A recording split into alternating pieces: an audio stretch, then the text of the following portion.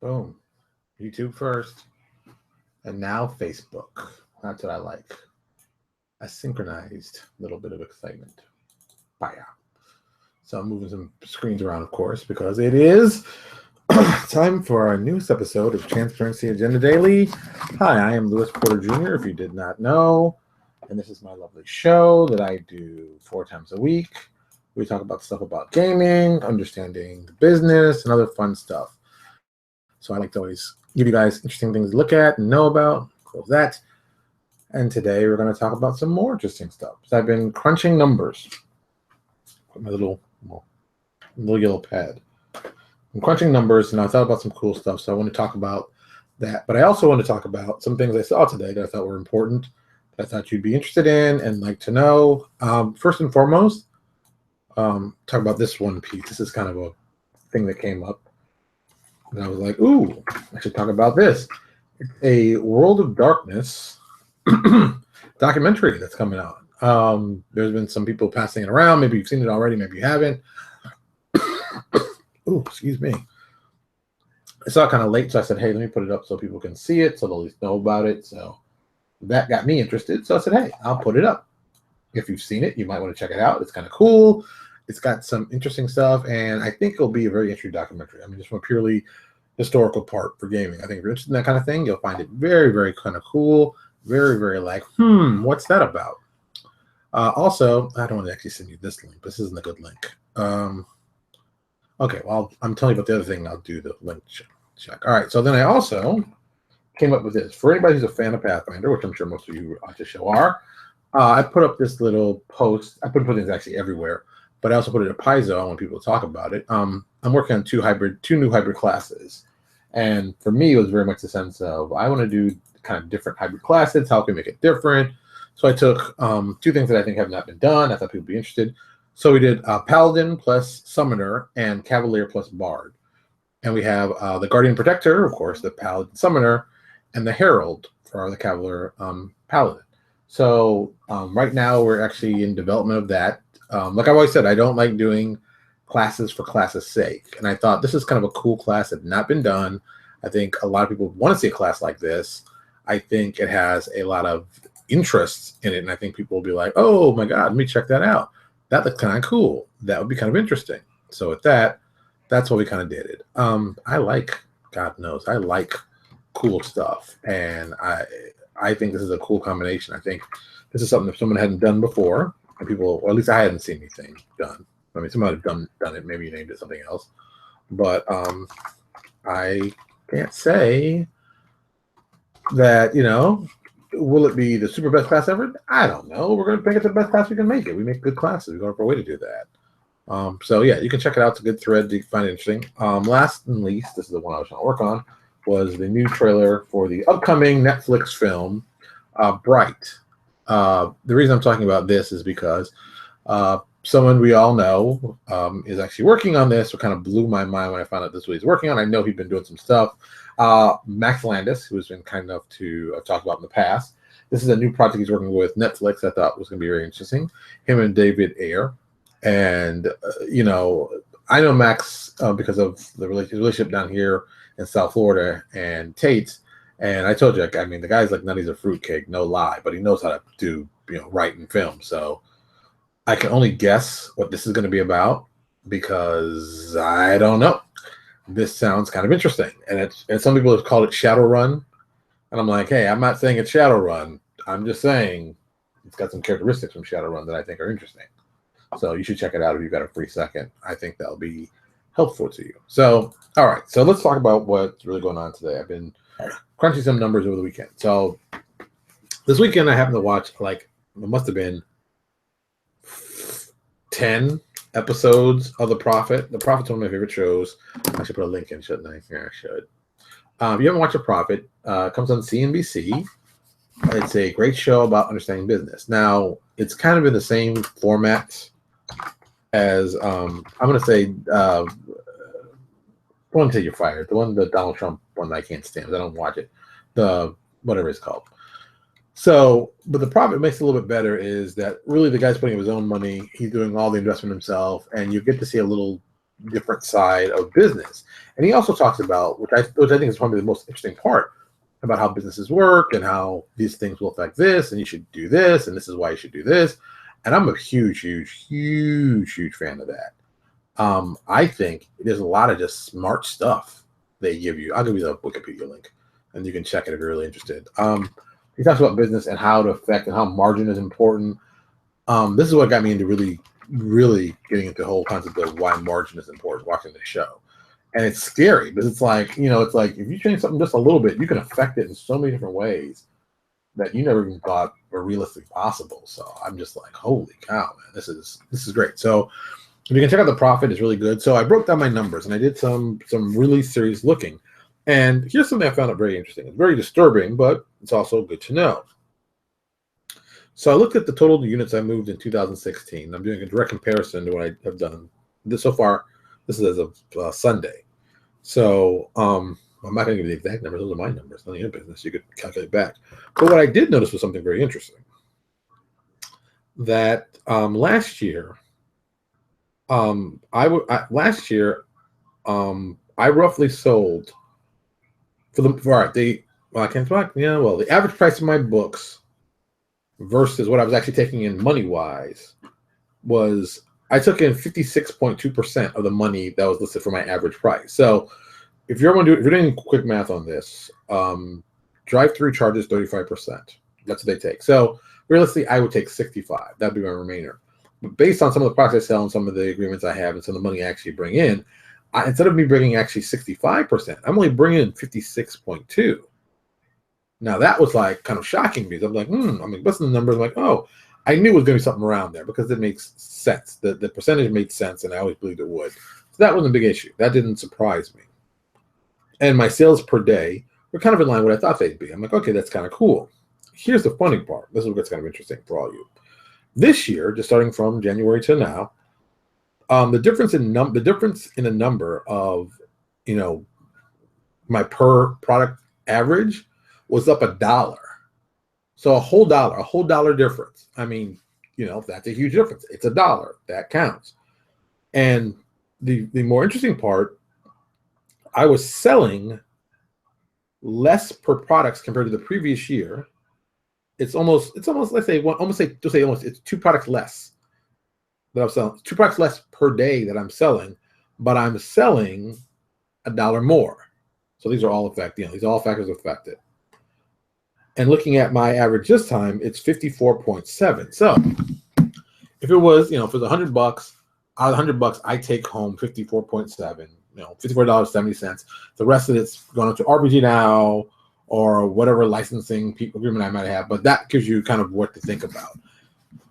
And my average product per day, and this is where it's kind of weird. It just blows my mind because that dollar difference. I'm selling almost $3 more in product, but I'm only making really like $1.25. I guess that's kind of that's going to get kind of deceptive. Look, let's think of it this way. I'm selling less this year, but I'm making more money on what I'm selling. It's really that's the thing. What I kind of want to do is get to a point where I'm selling a pretty fair amount and I'm making a fair amount. Because right now, and this is how crazy it is, because of the percentage that I'm taking, and this is just based on the numbers, I'm kind of missing an opportunity. This is okay. For all you people who just kind of want to know the business part, this is where it gets kind of interesting. It'll get kind of boring, so please pay attention. This is going to be kind of slightly confusing for some people, but if you're interested, this is going to be quite informative. See, when I sell directly from my own personal side, I get 100% of the money. So if I sell for $10, I get the $10 minus whatever they take for the processing fee. And that's normally like 2-3%. Not a major deal. Nothing major, but just for easy sake, we'll just say the whole $10 for sale. If I say that same product at another online service, LPJ Now, One Bookshelf, based on the numbers, I'm only getting out of that $10, $5.40.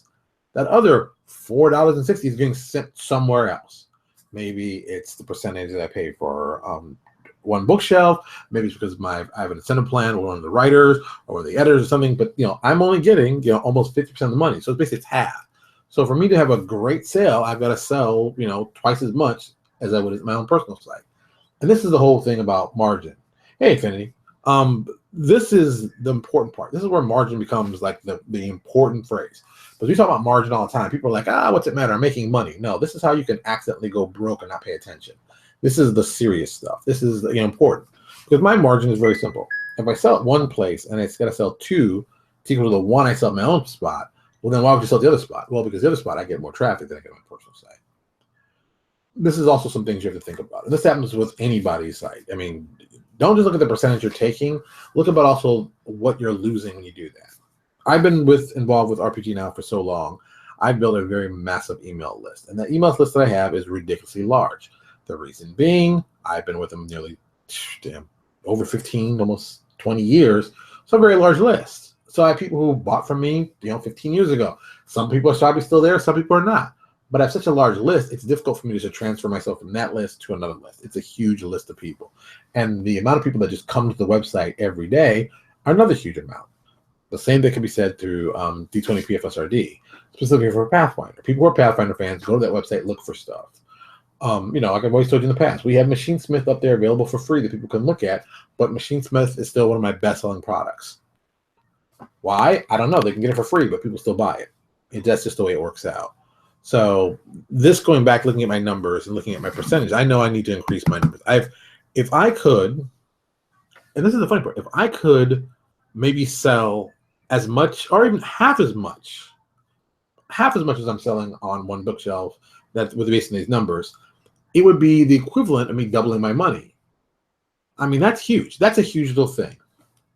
And suppose I didn't just sell half. Suppose I just sold 10%. That'd still be a 20% bump in comparison.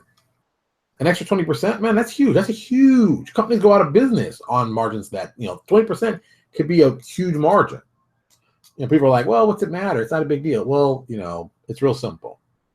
If I pay you $100, you can take this $100 or you can take this 120. Which one do you want to take? Oh, I'm going to grab for the 120, of course. That's the difference in the margin. That's a 20% margin. The infamous Infinity asks us, this is a problem I say. What if you double the price? I believe there is a thing called price elasticity. There's a point where price stretches to a point where it can't retain what it's worth.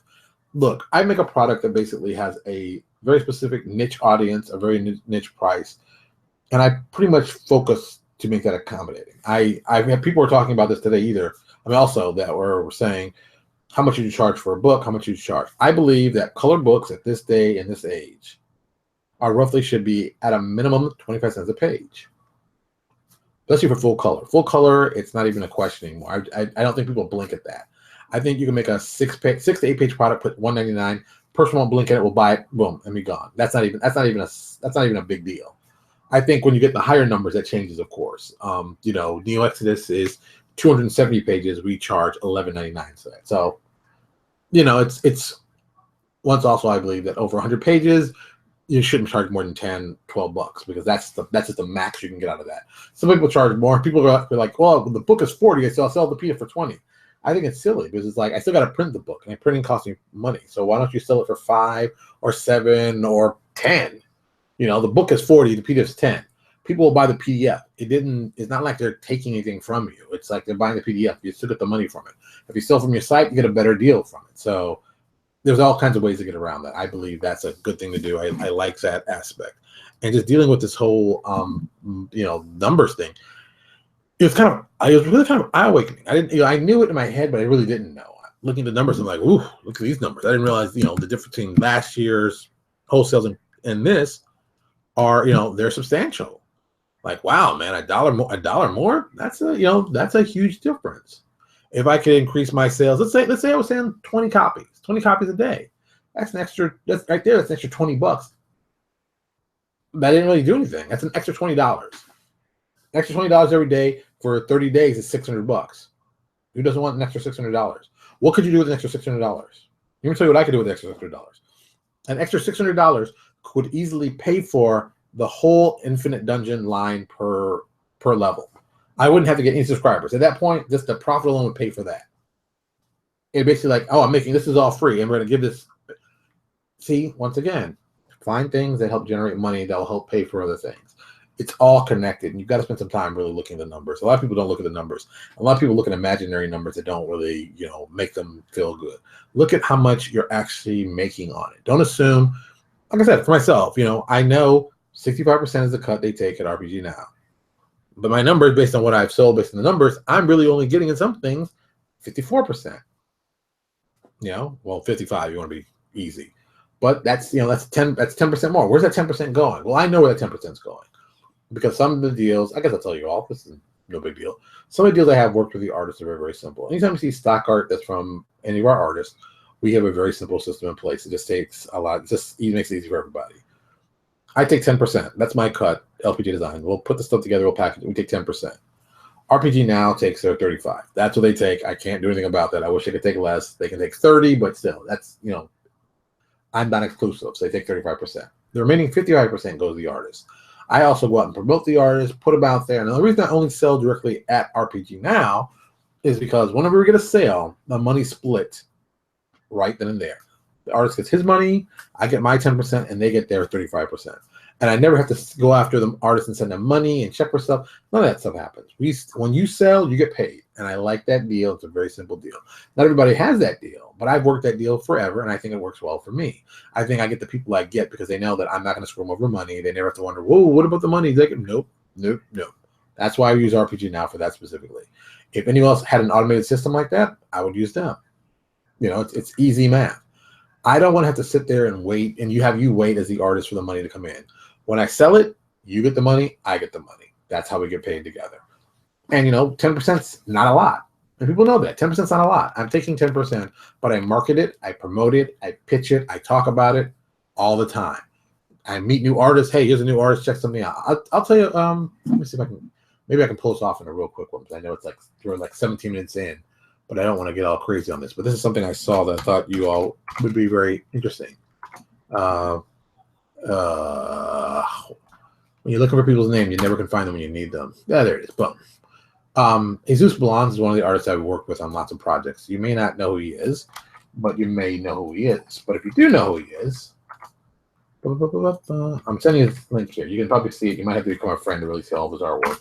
But we're friends, so I see all his cool stuff anyway. And now I got to put his name in the notes. Ugh. See what happens when you get all excited about this stuff? So, did it come up? Let me check. Yes, it came up. He does artwork. He's done artwork for me. He's a very good artist. I like his work. I haven't had an opportunity to do some stuff lately because I've been pushing stuff around. But he's done work for me, and I can say, solid guy. He's a guy you should talk to. Except if I'm sending you an artist name, you can trust he's a good guy. That being said, he's doing a series of artwork where he's doing I guess I wouldn't call them warm-up sketches, but they're kind of warm-up sketches. Like every day he's drawing cool things, and these are things with some awesome Asian influenced stuff. And I looked at all of them, and I've seen them every day, and I'm like, oh, these are really, really, really good. And then one, actually, when was it? He's up to this is number 65, 66. He's got 66 of them already, and they're all like pieces of stock I would consider to be stock art. And the first thing that came to me is like, why aren't you selling this as stock art? You should be selling this as stock art. He's like, oh, these are just sketches, they're just stuff. I'm like, dude, they're not sketches. They're like, they're full-blown art. You should sell them as full-blown art. It's full-blown art. Why would you not do that? So he said he's going to think about it. So I'm trying to convince him to actually sell this stuff as art. Because look, it is great art that is great and will make him money. I mean, people are going to see it and be like, oh, God, I can use this piece. I can use this piece. Here's something interesting. I can use that. I know these pieces are going to sell. Some are black and white, some are color. I know these are going to sell without even a guess or doubt. They will sell because they're cool looking pieces and it's good pieces of art and it's good artwork. And that can make people very happy. See, this goes back to the same thing as always. Getting people happy to buy the art makes more money for you as the artist. And let's be honest, artists make the most money when they're actually doing art, but they also make a fair amount of money when they're selling stock art. It's just something they can do to help make some extra money. Because let's be honest, when you're not drawing, you're not making money. And if you're sick, you can't do that. If you're tired, you can't do that. If you want to go on vacation, boom, their income stops because they're not drawing. And it kind of becomes this horrible, horrible trap where they kind of have to get on the treadmill. That's why I'm like, you sell the stock art. Sell the stock card. Sell the stock card. It's that important. Sell the stock card. And, you know, he's got all these pieces. I'm skimming through all the stuff right now. He's got tons of pieces that he's done that people will be like, you know what? Back then, you know, this could be some awesome stuff. You know, I just think it's awesome stuff. I think he should be doing more of this kind of stuff. So that's where I am with that. So I said, check your numbers. Check those numbers, people. Check them. You know, really check them. Don't kind of fake it. Don't say, oh, I know. No, do the math. Get the you know how much product you sell on day per average. And I don't mean the free stuff. I mean actual paid stuff, the stuff where you actually make money on. You should know. You know, you should know these numbers. You should know these numbers. I've got to do some more research. You know, I got some more research to do. But like, you know, I look at these numbers. I see if they're not what I like, I find ways to make them better. The better they make them, the more money I make. The more money I make, the less will I have to go to a full-time job. I can do this full-time. That's the whole plan. All right, that's it for tonight. I am going to get out of here. I think I have my speaker on too loud. I don't even know. Maybe it's an echo. Maybe you guys were hearing it. I don't even know. But yeah, this is, you know, this is some important stuff. You should pay attention. You should pay attention. It's very, very important. All right, that's it. So tomorrow we'll, of course, have some more information for you. I'm going to probably go and sit down and do a little relaxing, and then do a little more work, and then I'm going to go to bed. Always, you know, let's tell our YouTube fans over here, make sure you subscribe to our YouTube thread. If you're on Facebook, subscribe. We come every day at 9 o'clock Eastern Standard Time. Well, 4 days a week, Monday through Thursday. And we talk about all kinds of stuff in the business you can talk about, get excited. If you want to send me a note, feel free to send me notes. You can ask me questions. Feel free. And like I said, this is a conversation. I'm putting it out there. I want to hear a response from you guys. I want to hear if I've done something right, if I've done something wrong, or maybe I can show you some more information about stuff. That's what I'm here for. As always, thank you so much for your time. You could have been doing anything else, but I really appreciate you coming out here and watching. And as always, go tell your mother that you love her. You know, she's your mother. She may not be perfect, but she's your mother. And, you know, she did give you life. So you can say thank you and I love you. I'll talk to you all later.